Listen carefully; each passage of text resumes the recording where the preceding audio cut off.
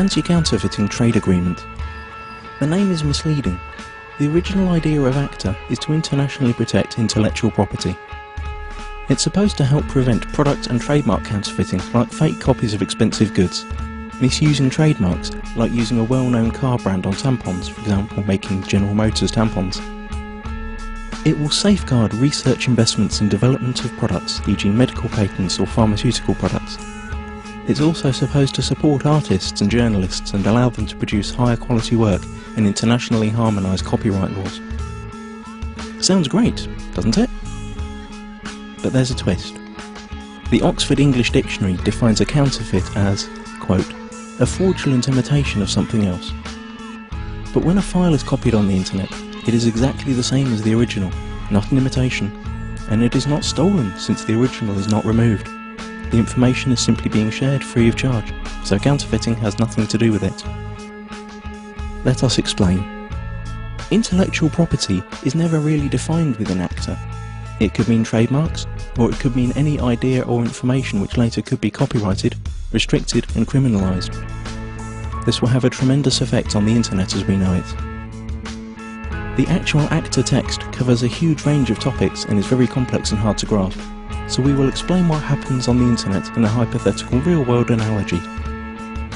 Imagine paying for a cookery course. During this course you learn how to cook some really tasty fried chicken. Then you return home and teach the recipe to your wife. But here's the catch. According to ACTA, you are now both criminals since you shared that information for free when only you had paid to learn it. The ACTA regulations are clear.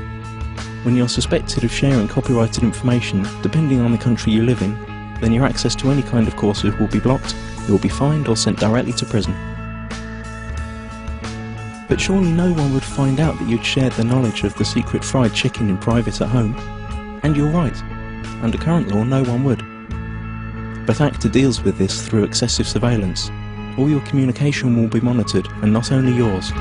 Your family, your friends will all be observed, just in case. But you don't need privacy, civil rights or liberties, because you have nothing to hide, do you? Now that you know the principle, let's see how it will be applied on the internet when ACTA comes into effect. You can imagine your internet connection like a conveyor belt running in two directions. Along the conveyor belt, packets of data are coming in and going out of your computer. Under ACTA, ISPs, the company you pay for access to the internet, will be forced to open up and inspect every single data package you send or receive to look for copyrighted information. Send or receive copyrighted info several times and you could be disconnected from the internet or face criminal charges. That means if you send an MP3 to your friend through an instant messenger, upload a video of a party which played copyrighted music, or quote a copyrighted newspaper article in an email, you're gone. That's it. As if that wasn't enough, the information about the news article you sent via email will be sent to the publisher, and based on their claims you could be fined or sent to prison. ISPs will also be required to constantly check that no copyrighted material or links to copyrighted material are found anywhere on their servers. This will be fatal for sites that hold any kind of user-generated content, like music, pictures or video. How could YouTube or Twitter work under a law like that? So the internet as we know it is on the brink of destruction. But at least you'd think that the money from all these lawsuits would benefit creative people. But musicians, writers, movie makers, journalists, software developers and researchers also lose, because they are now held by the same rules. Protected ideas now can't be reused, refined or developed any further. Even parts of sentences could be protected and made restricted by copyright. The whole agreement only benefits a small part of the industry, the so-called content mafia.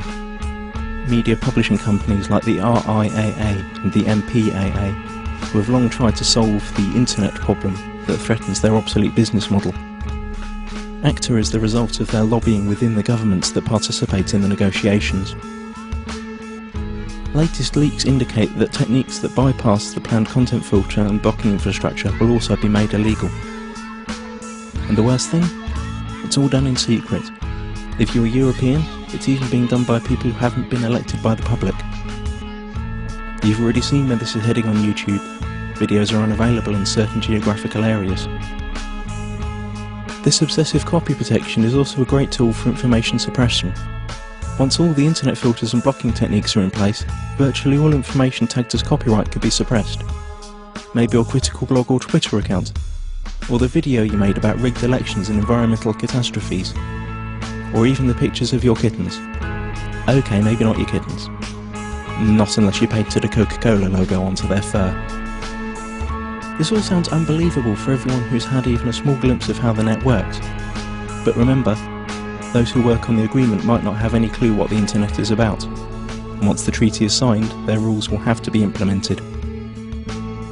The consequences we have to deal with are internet censorship, restricted freedom of speech, loss of net neutrality due to the restrictions of the use of certain protocols, total surveillance of all your online activities, loss of freedoms and restriction of civil rights, punishment like losing your internet access, and we will gain nothing.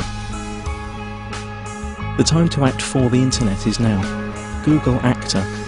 Load your tweets and photoshops. Let it be known that no one messes with the internet and take it to the streets. Stop the Kraken.